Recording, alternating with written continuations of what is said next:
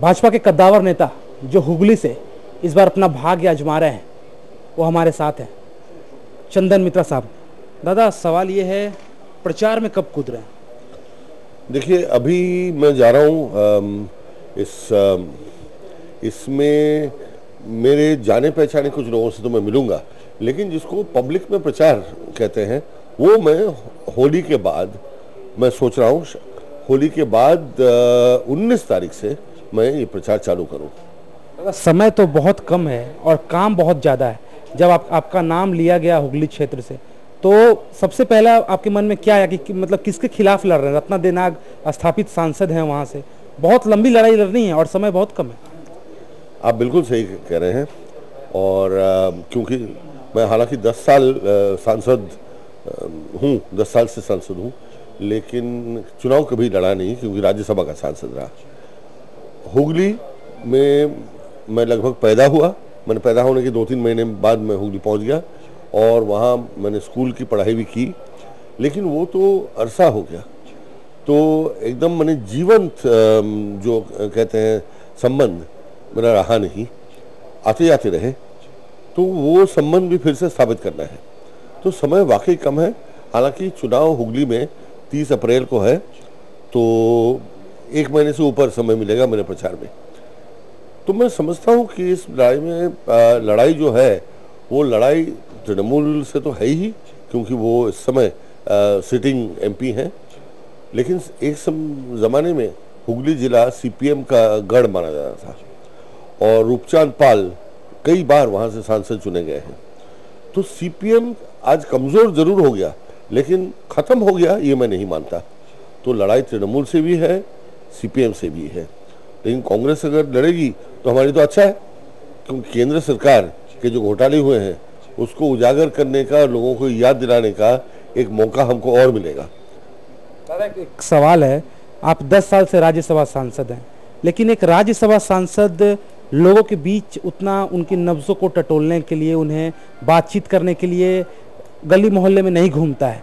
ऐसे में एक बहुत बड़ी चुनौती है आपके पास कि आप एक सांसद हो के साथ साथ आप एक प्रत्याशी के रूप में उनसे घर घर जाकर मिलेंगे, उनसे बातचीत करेंगे, तो कहीं ना कहीं एक खाई जो है एक राज्यसभा सांसद और एक आम आदमी के बीच में, उसे कैसे पाटेंगे आप भूल रहे हैं कि मैं 30 साल से ऊपर पत्रकार रहा हूँ और पत्रकार की हैसियत से, एक रिपोर्टर की हैसियत से मैं गली गली, मोहल्ला मोहल्ला, जब भी कोई प्राकृतिक आपदा या कहीं पर दंगा फसाद, चुनाव का कवरेज, सब कुछ किया है मैंने।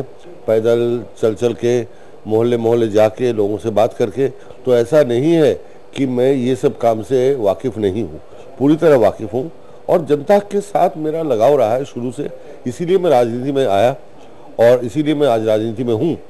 इत्तेफाक से मैं राज्यसभा का सांसद हूँ, लेकिन लोकसभा में आने की दिली तमन्ना मुझे बहुत समय से है और वो भी मैंने सोचा इस बार एक सही चुनौती और बड़ी चुनौती को आजमा के देखा जाए कि हम कहते हैं कि कभी कभी असंभव भी संभव हो जाता है।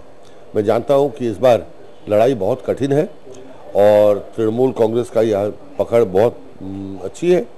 फिर भी मैं समझता हूँ कि नरेंद्र मोदी के नेतृत्व में बीजेपी ने जो भारत की उन्नति और विकास के लिए जो रास्ता जनता को दिखाया है, इसके चलते एक नई सोच, नई उम्मीद को लेकर हम चल रहे हैं। इसको जनता अपनाएगी और उसमें एक सिपाही हम भी बनेंगे।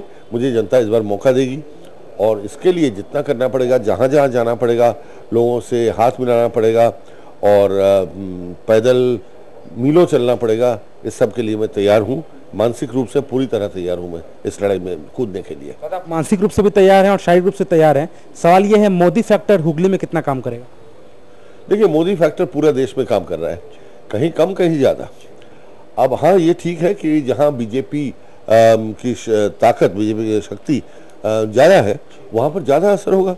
जहाँ इतने हमारे संगठन इतना मजबूत नहीं है, वहाँ शायद इतना असर ना दिखे। लेकिन हमने देखा है पहले, जैसे मैं उड़ीसा का प्रभारी हूँ बीजेपी की तरफ से, बीजेपी की जो रैली हमने भुवनेश्वर में की, वहाँ भुवनेश्वर में सब कहते हैं और अखबारों में भी अगले दिन छपा, टीवी में भी दिखाया कि इतनी बड़ी रैली इतिहास में कभी भुवनेश्वर में नहीं हुई। इंदिरा गांधी से लेकर आज तक इतनी बड़ी रैली नहीं हुई। तो इसका मतलब कि जहां, और वहां भी बीजेपी कोई मजबूत स्थिति में है नहीं, तो इसका मतलब नरेंद्र मोदी एक मैग्नेट की तरह, चुंबक की तरह देश के युवा और जो सही सोचने वाले लोग हैं गांव में, शहरों में, उनको आकर्षित कर रहे हैं। और इस आकर्षण का फल हम इस बार के चुनाव के नतीजे में जरूर देखेंगे, क्योंकि वो कुछ नया रास्ता दिखा रहे हैं। जिस स्थिति में यूपीए सरकार पिछले 10 साल में मनमोहन सिंह देश को जहां जिस गड्ढे में गिरा दिया है उन्होंने, उस गड्ढे से ऊपर उठाकर और हिमालय के शिखर तक का रास्ता तय करना है। और लोग समझते हैं ये काम सिर्फ नरेंद्र मोदी ही कर सकते हैं। इसका मैं प्रत्यक्षदर्शी हूँ। कई रैलियां मैंने अटेंड करी और मैंने देखा कि जो उत्साह लोगों में है, तो ये उत्साह मैं वाकई इंदिरा गांधी के बाद से मैं कहीं नहीं देखा। चलिए, चंदन मित्रा साहब का सिर्फ एक ही बात कहना है कि हुगली में कीचड़ ही कीचड़ है, यहाँ कमल का खिलना बेहद जरूरी है। कैमरा छोड़कर साथ प्रकाश चंद्रा, ताज़ा टीवी के लिए।